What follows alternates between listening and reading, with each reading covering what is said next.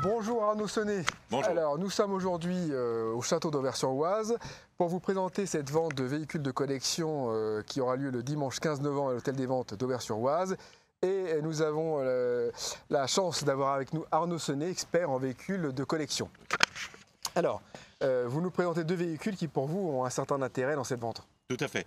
En fait, j'ai choisi deux voitures françaises qui sont typiques de la production des années 60 et 70, qui sont deux vrais mythes.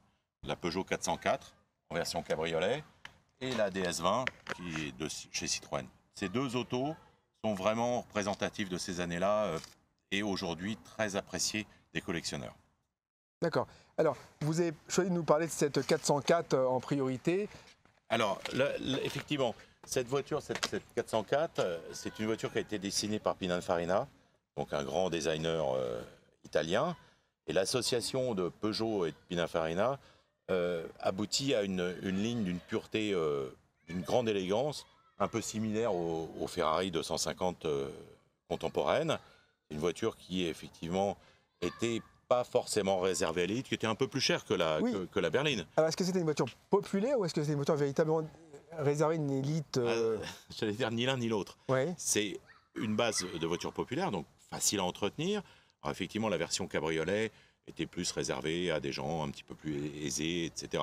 Mais à la base, c'est quand même une 404, donc avec une mécanique extrêmement fiable, une mécanique sur laquelle on trouve aujourd'hui toutes les pièces nécessaires, une voiture dont on peut se servir tous les jours, je veux dire, avec beaucoup de plaisir, en toute simplicité, avec une ligne à couper de souffle. Donc, ça veut dire qu'aujourd'hui, on peut acheter une voiture de collection et s'en servir pour faire des trajets presque du domicile au travail. On ne sait pas uniquement aller aux petits rallyes du week-end.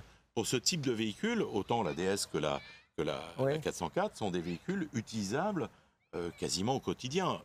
Du moins, bon, dans la circulation urbaine aujourd'hui, c'est pas forcément l'idéal, mais pour partir en voyage, en week-end, vous pouvez faire 2-3 000 km sans souci avec ce type d'auto. D'accord. Et donc cette voiture, en l'espèce, qu'est-ce qu'elle a d'intéressant? Est-ce que la restauration a été poussée assez loin? Est-ce que c'est une voiture qui est prête à partir? Y a-t-il des restaurations à faire? Ce modèle en particulier? Alors celle-ci en particulier, déjà c'est une première série, donc c'est plus intéressant. Ensuite, le propriétaire en a fait une restauration de très haut niveau. C'est-à-dire que la coque a été complètement mise à nu, sablée, tous les points de rouille enlevés, remplacés par des tôles. On a un dossier d'ailleurs très très complet de la voiture avec tout un tas de photos de toutes les phases. Ouais. Et après avec une peinture de qualité. Toute la mécanique a été refaite, moteur, boîte, train, frein, etc. Tout l'intérieur en cuir est intégralement restauré. La capote est neuve. Enfin, je veux dire, la voiture est vraiment prête pour partir. Je veux dire, vous mettez la clé dedans, vous partez sans la moindre hésitation. D'accord. Et est-ce que ces roues là, à rayons étaient servies d'origine ou est-ce que c'est des options? Ça, c'est un équipement d'époque de chez Robert Gell. D'accord. C'est Robert Gell. Robert Gell. C'est un équipement assez rare, c'est très élégant, c'est des roues fils, c'est assez recherché. Les roues fils avec le petit enjoliveur chromé au milieu, ça ajoute de l'élégance à la voiture. D'accord, alors il faudra compter combien pour essayer d'être resté dans la course?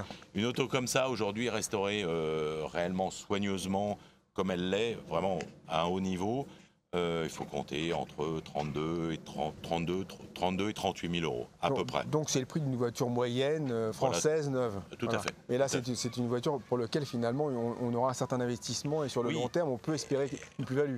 Tout à fait, parce que ces voitures sont depuis 2-3 ans de plus en plus appréciées. C'est-à-dire qu'effectivement, on s'aperçoit que la ligne est exceptionnelle, que les coûts de restauration sont importants. Parce que pour restaurer une voiture comme ça, si vous partez d'une base relativement saine, ça vous coûte 50 000 euros. Ah oui.